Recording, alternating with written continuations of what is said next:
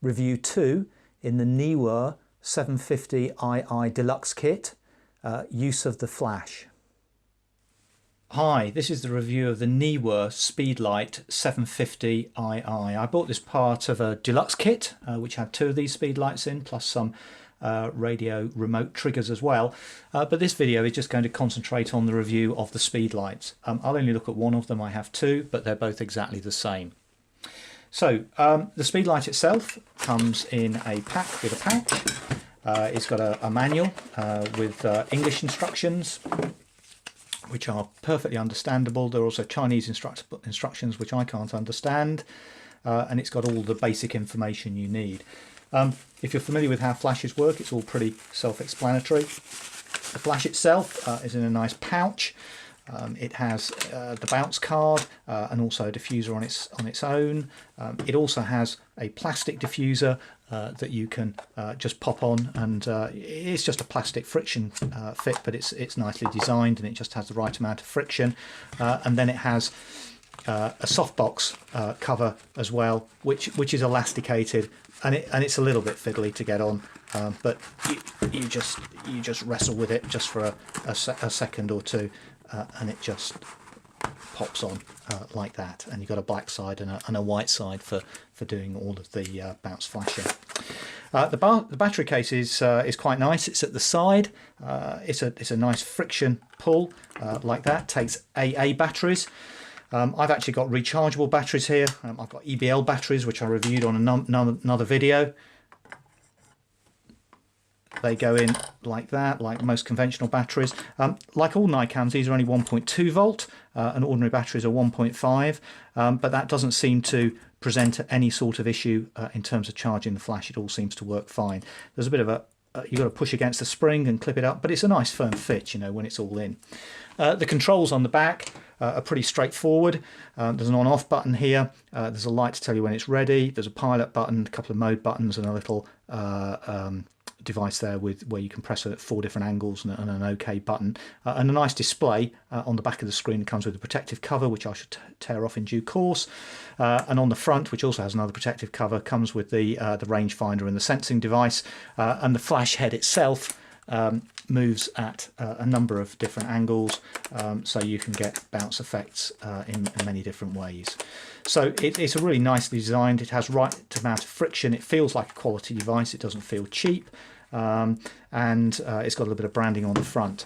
The box itself, as you can see from here, describes a number of the various different features. This one is clearly designed for a Nikon. I don't think they do this model for a Canon, but they do something very similar. This particular one, why did I choose it? Well, I wanted one that did TTL and manual as well, and I also wanted one that would slave off the camera flash. Now, interestingly, this one does TTL on the camera, and it seems to do it quite well, but it doesn't do TTL with the particular wireless remote devices that are supplied with this. I think they're sort of economy models, and so you have to set the flash in manual. But however, I have to say that for the remote flash anyway, setting it in manual is probably not too bad an idea. To turn it on, you just switch it on. You can hear the little motor in the flash head there, which is to do with the zoom of the light. So it just moves the light being further away from the lens or closer to it, depending on what the zoom is. It's quite a nice display. It lights up if you press the center OK button. At the moment, it just happens to be in manual. It has a number of settings, so it's got TTL, it's got manual, it's got strobe, and it's got 2 other settings here. S2 works really well for getting it to slave off the camera flash, clearly remotely, and on TTL mode it picks up the ISO for the camera and indeed the zoom, and sets the power accordingly. So it's really quite a nice device. Press the pilot, you'll probably see the flash go off there. It just tests the flash, so you can see it's working. To fit it on the camera is really straightforward. It just slides on. There's not much friction actually, which is really good, and then you tighten up the thumb wheel here, and it has a nice fit. So if I turn on the camera, I'm just going to put it on auto just to make it simple, just to show you. You can see the camera's set at ISO 25 250 and zoom is 18mm. If I move the lens out, let's put the light on. This is my kit lens, good old kit lens, and you can see as I zoom it, you can see the zoom changing just there. Let's put the pilot back on. So that works really quite nicely. As I change the F number with the thumb wheel, you can see the F number changing here as that meets it. And if put the light back on again, if I change the ISO, you can see the ISO changing as I change it there.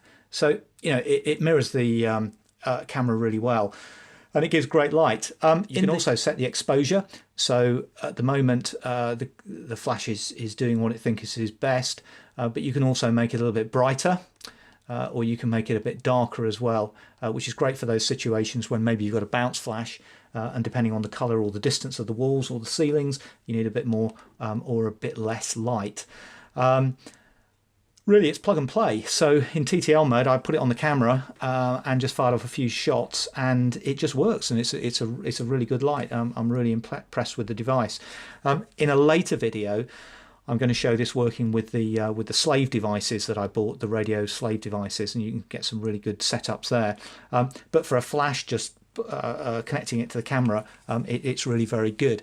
And so for some shots, you know, most people I'm sure will be doing a high level bounce like that, maybe taking it from a left or a right type perspective. And depending on what the light is on the room, this bounce card is really good, because of course what that does, as the flash is firing up largely towards the ceiling, it pushes some light forward as well, maybe onto the subject's face or whatever you're trying to take a photo of, just to take off some of those shadows and lift the picture a bit. So with one flash on the camera, this is a really nice positioning. The other thing that it does very well in this slave mode, if I turn it to the slave mode here. In fact, if I just turn it off a second and take it off the camera, we can see this happening. So let me turn it on again. Let me put it on its little hot shoe. I'll put it in slave mode. This is where all demonstrations fail miserably, is it not? So I'll put my camera on again, put my flash up, and what we should see here now, when I take a picture using the onboard camera flash, the flash should slave off it. Take the lens cap off, beginner error. There we go.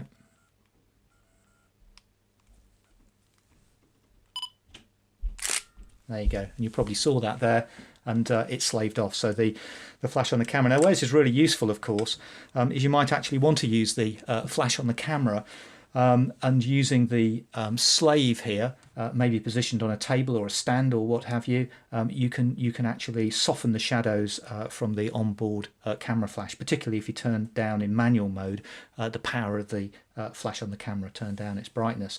So just as you can change the power of the flash on the camera with the settings, you can also do that in slave mode on the flash here in exactly the way that I showed you earlier.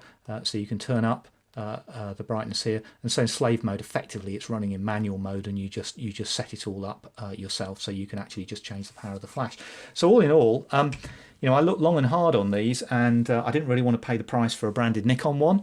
There are other models on the market, but this just seemed to get really good reviews. I'm very much an amateur photographer, don't use flashes all day, every day, so it's not going to get a beating.